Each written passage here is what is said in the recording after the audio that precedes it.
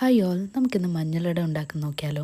അപ്പം അതിന് വേണ്ടി ആദ്യം ഞാൻ ഈ കപ്പിൽ 3 കപ്പ് ഗോതമ്പ് പൊടി നല്ല ലൂസ് കൺസിസ്റ്റൻസിയിൽ കുഴച്ച് വെച്ചിട്ടുണ്ട്.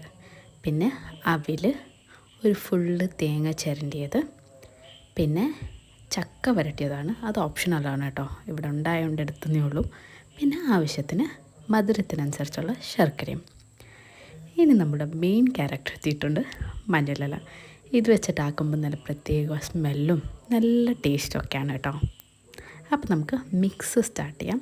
അപ്പോൾ അതിലേക്ക് ആദ്യം നേരത്തെ എടുത്ത് വെച്ചിരുന്ന അവിലും തേങ്ങ ചിരണ്ടിയതും, ശർക്കര ഞാനിവിടെ ഒരു 2-3 എടുത്തിട്ടുണ്ട്, അതും ചക്ക വരട്ടിയതും കൂടിയിട്ട് നന്നായിട്ട് മിക്സ് ചെയ്ത് കൊടുക്കാം. നിങ്ങളുടെ മധുരത്തിനനുസരിച്ച് ചെയ്യാം കേട്ടോ ഇത്. അപ്പോൾ നമ്മുടെ മിക്സ് റെഡി ആയിട്ടുണ്ട്. ആഹാ, ഇത് കൊള്ളാലോ, സദ്യ കഴിക്കാൻ പോകുന്നൊരു ഫീൽ. ഓക്കെ, അപ്പോൾ നമുക്കിനി സ്റ്റാർട്ട് ചെയ്യാം. ആദ്യം മാവ് എടുത്ത് അത്യാവശ്യം ഒരു വലുപ്പത്തിന് എടുത്തിട്ട് ഇലയിൽ വെച്ചിട്ട് നന്നായിട്ട് സ്പ്രെഡ് ചെയ്ത് കൊടുക്കാം.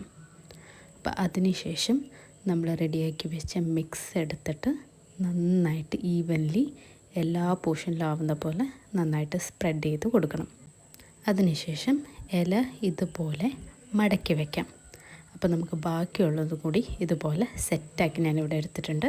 അതിന് ശേഷം ഇഡലി ചെമ്പിലേക്ക് ഇതെല്ലാം എടുത്ത് വെച്ച് നന്നായിട്ട് ആവി കയറ്റിയെടുത്താൽ നമ്മുടെ മഞ്ഞളട ഇവിടെ റെഡി ആയിട്ടുണ്ട്. നല്ല സ്മെല്ലൊക്കെ വരുന്നുണ്ട് കേട്ടോ. പിന്നെ ആയിരിക്കുന്ന ചെടി അത് ഞാൻ ഒരു ഡെക്കറേഷൻ വെച്ചതാണ്. അപ്പോൾ എല്ലാവരും ട്രൈ ചെയ്ത് നോക്കുക. നിങ്ങളുടെ അഭിപ്രായങ്ങളും സജഷൻസും ഒക്കെ കമൻസിൽ അറിയിക്കുക. അപ്പോൾ വീണ്ടും അടുത്ത റെസിപ്പി ആയിട്ട് കാണാം. അതുവരെ ടേക്ക് കെയർ, ബൈ.